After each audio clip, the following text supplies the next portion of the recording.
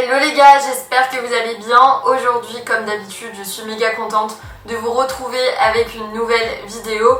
Aujourd'hui, ça va un petit peu être une sorte de guide, étant donné que, comme vous avez pu le voir dans le titre, on va un petit peu s'intéresser au style Y2K et notamment le style Y2K minimaliste. Depuis l'année dernière, on observe clairement un gros boom de ce style Y2K que l'on retrouve aujourd'hui de partout. Et c'est surtout cette année que cette tendance a explosé. L'été dernier, on était encore un petit peu dans le style 90s. Donc le style Y2K, qu'est-ce que c'est? Tout simplement, c'est l'inspiration des vêtements qui étaient portés fin années 90 et du coup début 2000. Vous avez dû voir passer des vêtements propres à cette inspiration, c'est sûr et certain, que ce soit vraiment voyant ou un petit peu moins. Et la problématique, c'est la suivante. En fait, je pense que je ne suis pas la seule. Il y en a pas mal qui m'ont fait remonter qu'elles ressentaient la même chose par rapport à cette tendance. Je suis fan de cette esthétique Y2K.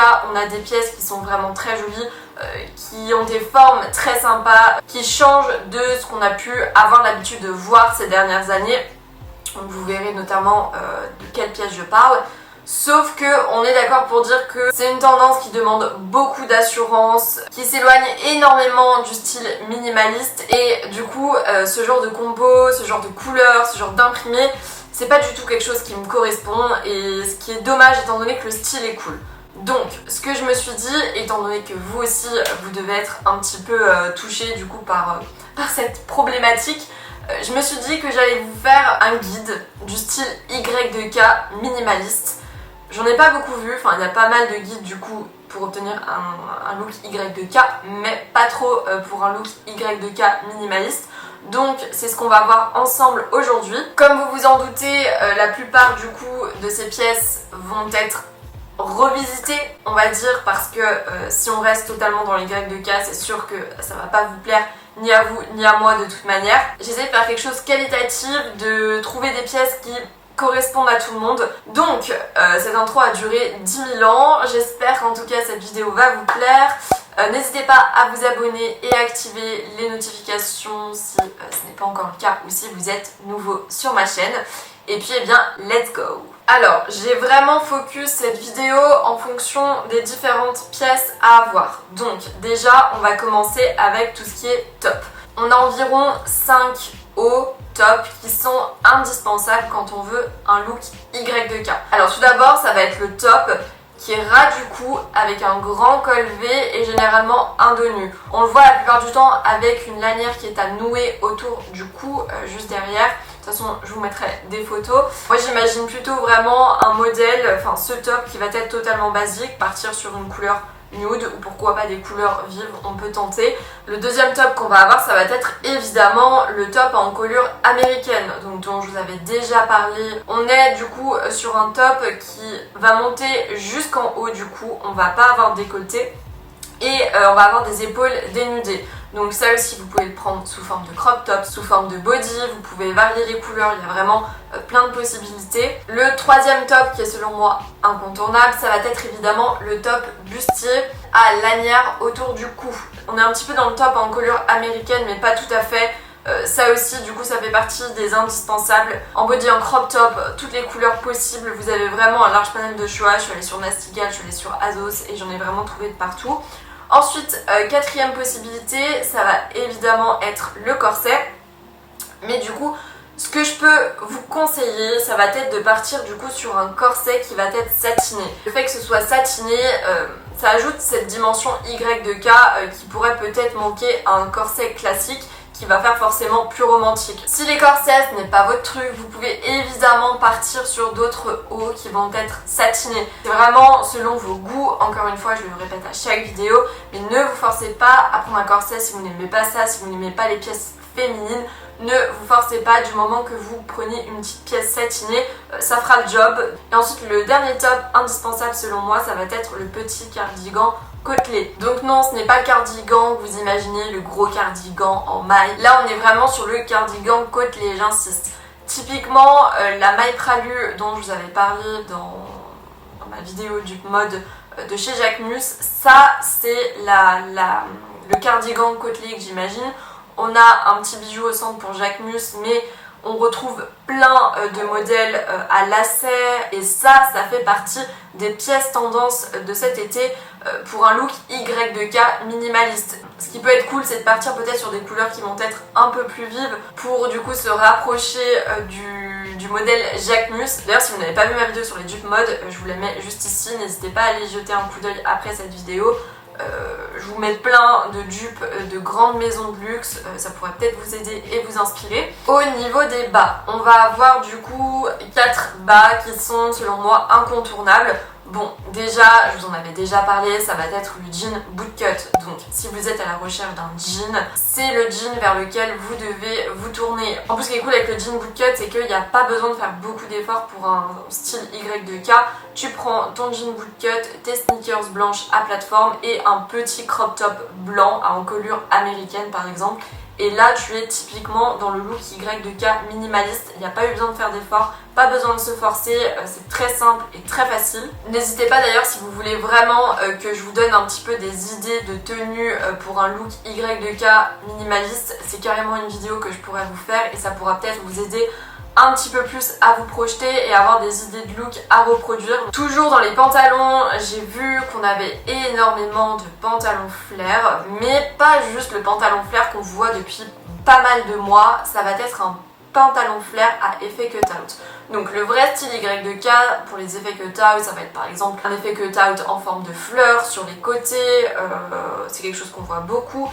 Et aussi ce que vous pouvez faire, on a la sangle du pantalon au niveau de la taille et juste en dessous de la sangle du coup on a des demi-cercles qui sont coupés, donc ça aussi c'est quelque chose que l'on voit pas mal et ça apporte cette touche Y2K contrairement à du coup un pantalon flair qui va du coup ne pas avoir d'effet cut-out. Là on va être un petit peu plus dans l'esprit 90s, donc c'est-à-dire au début des années 90, alors que là on cherche vraiment le look Y2K pur et dur, donc n'hésitez pas à partir sur des effets cut-out comme ceux que je vous ai évoqués. On va aussi évidemment avoir la jupe plissée, donc ça aussi vous l'avez déjà dit, c'est une jupe très tendance cette saison. Bon, ça plaît ou ça ne plaît pas, étant donné que, encore une fois, ça fait très féminin. Pour ma part, je suis fan des jupes plissées, mais uniquement quand le plissage commence à partir du coup de la taille. Là, la vraie jupe, on va dire Y2K, on va avoir une jupe taille basse qui va être moulante totalement au niveau du coup des fesses. Et ensuite, on va avoir un étage en dessous où là, on va avoir un petit peu des effets de volant, des effets plissés. Donc ça, c'est aussi la vraie jupe Y2K. Donc si vous aimez, tant mieux. Pour ma part, je n'aime pas trop. Donc la jupe plissée, c'est la bonne alternative. Évidemment, je ne l'ai pas évoqué, mais vous devez le savoir, pour tout ce qui est pantalon, jupe, short, c'est la taille basse, évidemment. Mais celles et ceux qui me suivent depuis un moment savent que je suis un peu fâchée avec la taille basse, mais si vous aimez la taille basse, c'est le moment de sortir ce genre de pantalon, ce genre de jupe. Vous allez pouvoir vous faire plaisir. Autre particularité au niveau du coup de tout ce qui est pantalon et jupe, ça va être tout ce qui est imprimé, mais genre imprimé super voyant. On voit notamment un petit peu des jeux de marbre sur plein de pantalons avec des couleurs super vives. On a aussi le motif zébré qui était super tendance à l'époque. Donc si vous aimez les motifs, vous pouvez aussi jouer avec des pièces ayant la forme que je vous ai citée, avec du coup des imprimés. Donc je ne sais pas si c'est clair. Au niveau des robes, on a deux types de robes qui ont été notamment présentes à l'époque. Donc déjà, ça va être les slip dress courtes, satinées et de couleur. Il n'y a pas besoin du coup de faire plein d'efforts. Si vous avez une petite slip dress rose fuchsia, ça fonctionne aussi, ne vous en faites pas. Sur cette robe, on a retrouvé différents types de cols. Pas forcément le col bénitier, donc tous ces cols, ça va être notamment ceux que j'ai évoqués pour les hauts, donc l'encolure américaine, le corset. Si vous voulez vraiment jouer le jeu à fond et peut-être sortir un peu de ce côté minimaliste pour une fois, vous pouvez aussi partir sur des imprimés sur ce type de robe que l'on voit beaucoup. J'ai notamment vu, alors je ne me rappelle plus où, mais une slip dress courte à effet marbré mais avec des couleurs qui étaient plus abstraites. On n'était pas sur un vert super vif, on était sur un mix de bleu et de terracotta il me semble, et le combo était juste trop beau. Toujours au niveau des robes, on va avoir pas mal de robes courtes avec des effets de cut-out.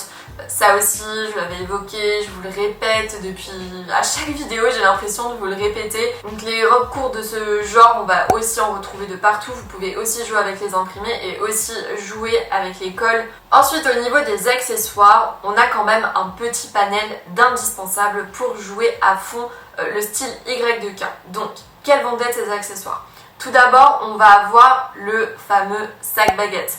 Bon, lui, on l'a vu, on l'a revu et on l'a encore vu, mais ça fait partie des indispensables d'un style Y2K réussi. Si vous avez un petit peu marre de la forme, que vous avez l'impression de tourner en rond, essayez de partir sur des sacs qui sont plus colorés ou alors d'alterner au niveau des motifs. En gros, vous l'aurez compris, l'idée c'est vraiment de sortir des sentiers battus et de tenter de nouvelles choses avec ce modèle de sac.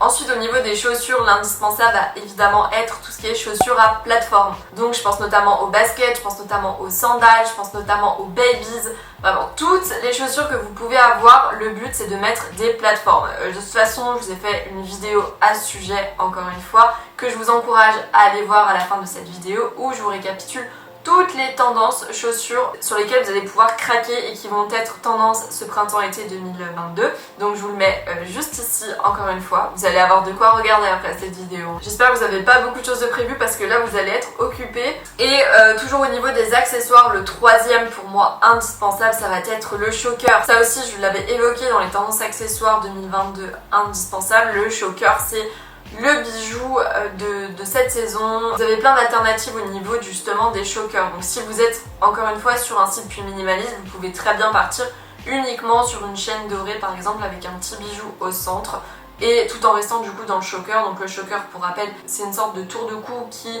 est assez haut. Vous avez aussi la possibilité de partir sur des modèles plus colorés qui vont être par exemple un peu des colliers style Hawaï, un peu style surfeur avec du rose, un mélange de blanc ou même de plein de couleurs différentes. C'est aussi quelque chose que l'on retrouve pas mal et toujours dans les chokers. Sinon on voit énormément de lanières par exemple qui vont être en cuir. Donc là c'est un style un petit peu plus inspiré du grunge Y2K et avec juste une petite perle. Donc ça aussi c'est un collier que je trouve super sympa. L'avantage c'est qu'on en trouve de partout, que c'est discret, facilement portable.